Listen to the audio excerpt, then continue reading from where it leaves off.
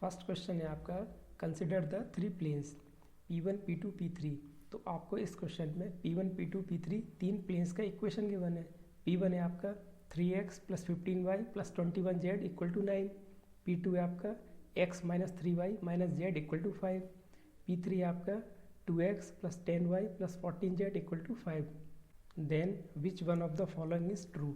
और आपके स्टेटमेंट्स हैं P1 and P3 are parallel, P2 and P3 are parallel, P1 and P2 are parallel, P1, P2 and P3 all are parallel. तो आपको इस question में P1, P2, P3 तीन planes का equation given है और आपको फाइंड करना है विच प्लेन्स आर पैरेलल। तब आप क्या करोगे, सपोज करो अगर आपको प्लेन का इक्वेशन गिवन होता है ये ax + by + cz + d = 0।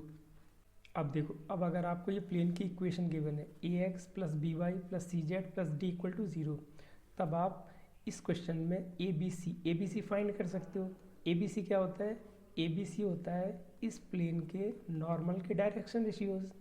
तो ABC हो जाएंगे आपके इस प्लेन के नॉर्मल के डायरेक्शन रेशियोज। तब आप किसी भी प्लेन की इक्वेशन देखकर बता सकते हो उस प्लेन के नॉर्मल के डायरेक्शन रेशियोज क्या होंगे। तो आपको इस क्वेश्चन में फाइंड करना था विच प्लेन्स आर पैरेलल। तो आप ये बताओ, अगर आपको प्लेन के नॉर्मल के डायरेक्शन रेशियोज पता चल जाएं तब क्या आप फाइंड कर सकते हो विच प्लेन्स आर पैरेलल। तब आप क्या करोगे, अगर आपको दो प्लेन की इक्वेशन गिवन है, सपोज करो आपके प्लेन की इक्वेशन ये a1x + b1y + c1z + d1 = 0, और आपको दूसरे प्लेन की इक्वेशन गिवन है ये a2x + b2y + c2z + d2 = 0। अब अगर आपको ये दो प्लेन की इक्वेशंस गिवन है तब आप क्या करोगे, अब आपको फाइंड करना है whether these planes are parallel, whether these planes are perpendicular और whether these are the coincident planes. तब आप क्या करोगे, तब आप रेशियो फाइंड करोगे। किसका रेशियो, आप फाइंड करोगे a1 a2 b1 b2 c1 c2 और d1 d2 का रेशियो।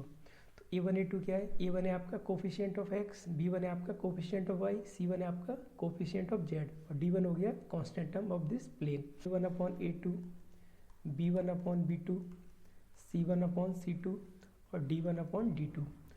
अब अगर आपको रेशियो मिलता है a1/a2 = b1/b2 = c1/c2 is not equal to d1/d2, अगर आपको ये कंडीशन मिलती है तब आप बोल सकते हो these two planes are parallel. आपके ये दोनों प्लेन क्या होंगे, पैरेलल। अगर आपको कंडीशन मिलती है a1/a2 = b1/b2 = c1/c2 = d1/d2, अगर आपको ये कंडीशन मिलती है तब आप बोल सकते हो these are two coincident planes. इसका मतलब हुआ दोनों प्लेन एक दूसरे को लाई कर रहे हैं। देखो, इस प्लेन के नॉर्मल के डायरेक्शन रेशियोज क्या, a1 b1 c1, और इस प्लेन के नॉर्मल के डायरेक्शन रेशियोज क्या, a2 b2 c2। तो अगर आपके दोनों प्लेन परपेंडिकुलर होंगे तो उनके नॉर्मल भी परपेंडिकुलर होंगे आपस में। अगर आपका एक प्लेन का नॉर्मल ये है और दूसरे प्लेन का नॉर्मल ये है, तब आपके दोनों प्लेन अगर परपेंडिकुलर हैं तो उनके नॉर्मल्स भी परपेंडिकुलर होंगे। तो आप क्या करोगे, आप दोनों प्लेन्स के नॉर्मल के डायरेक्शन रेशियोज का डॉट प्रोडक्ट फाइंड करोगे।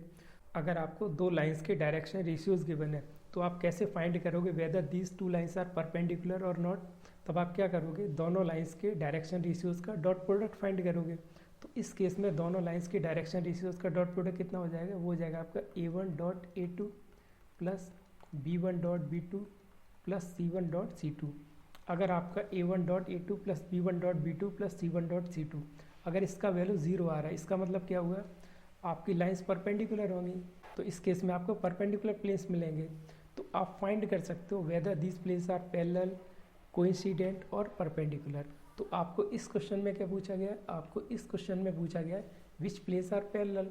तब आप आसानी से फाइंड कर सकते हो विच प्लेन्स आर पैरेलल। आपको क्या करना है, आपको प्लेन के नॉर्मल्स के डायरेक्शन रेशियोज का रेशियो फाइंड करना है। तो इस केस में P1, P2, P3 आपको ये प्लेन्स का इक्वेशन गिवन है।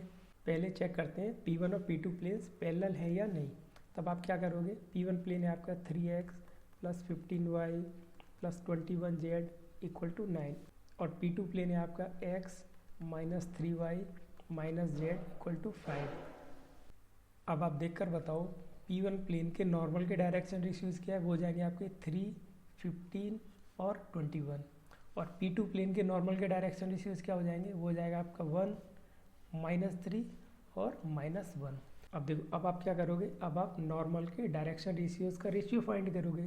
तो इस केस में आपका हो जाएगा 3/1, 15/-3 और 21/-1।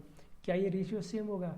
तो ये रेशियो सेम नहीं होगा। ये हो जाएगा आपका 3/1 और ये हो जाएगा आपका -5 और ये हो जाएगा आपका -21। तो ये रेशियो सेम नहीं है। तब आप बोल सकते हो P1 is not parallel to P2। तो आपका ऑप्शन 3 ये इनकरेक्ट हो गया।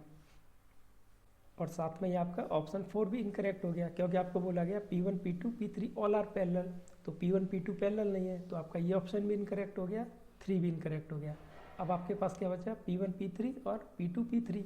अब देखो, अब आपका प्लेन P3 क्या था? P3 का इक्वेशन था 2x + 10y + 14z = 5। अब आप देखकर बताओ इस केस में P3 के नॉर्मल के डायरेक्शन रेशियोज क्या है? 2, 10 और 14। तो पहले चेक करते हैं P1 और P3। अब देखो P1 और P3 में नॉर्मल के डायरेक्शन रेशियोज का रेशियो वो कितना हो जाएगा आपका? वो हो जाएगा आपका 3/2, 15/10, 21/14 और कांस्टेंट टर्म हो जाएगा आपका 9/5। 3/2 ये हो जाएगा आपका, ये भी आपका 3/2 हो जाएगा। तो 3/2 = 10/5 और ये भी आपका 3/2 हो जाएगा। ये हो जाएगा आपका 7×2 = 14, 7×3 = 21। ये हो जाएगा आपका 5×2 = 10, 5×3 = 15 इज़ नॉट इक्वल टू 9/5। तब आपकी क्या कंडीशन आई? तब आप बोल सकते हो A1/A2 = B1/B2 = C1/C2 is not equal to D1/D2। तो आप यहाँ से बोल सकते हो P1 is parallel to P3। तो आपके P1 और P3 दोनों प्लेन क्या हो गए? पैरेलल हो गए। अब देखो, अब एक ऑप्शन और बचा, वो भी चेक कर लेते हैं। आपका P2 और P3। P2 है आपका 1, -3, -1। P3 है आपका 2, 10 और 14। अब देखो दोनों का रेशियो कितना हो जाएगा? ये हो जाएगा आपका 1/-3/10 -1/14। क्या ये सेम होगा? तो ये रेशियो सेम नहीं होगा, आप देख कर बता सकते हो। तो आपका ये ऑप्शन भी इनकरेक्ट हो गया। तो आपका करेक्ट ऑप्शन क्या था? P1 and P3 are parallel.